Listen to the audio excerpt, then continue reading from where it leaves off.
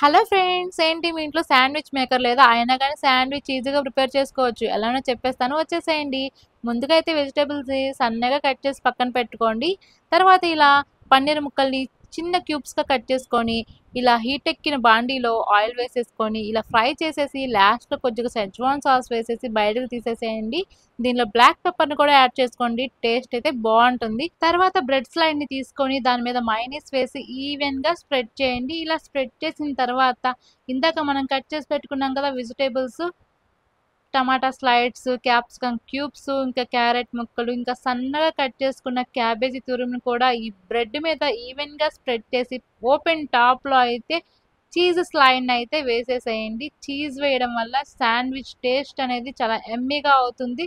తర్వాత పన్నీర్‌ని కూడా ఇలా సెట్ చేసుకొని, మీ ఇంట్లో దోస పెనం కానీ, ఇంకా నాన్ స్టిక్ ప్యాన్ కానీ, వాటెవర్ ఇట్ ఈస్ ఏదుంటే అది దాంట్లో కొద్దిగా బటర్ వేసి, ఒక 15 మినిట్స్ చీజ్ మెల్ట్ అయ్యేదాకా కుక్ చేసుకోండి. నేను బటర్ ప్లేస్‌లో అయితే ఆయిల్‌నే యూజ్ చేశాను.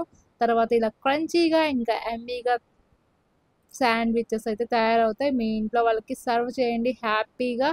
మార్నింగ్ బ్రేక్‌ఫాస్ట్‌గా కానీ, ఈవినింగ్ స్నాక్‌గా కానీ దీన్ని ప్రిపేర్ చేసుకోవచ్చు. వీడియో నచ్చితే లైక్ చేయండి.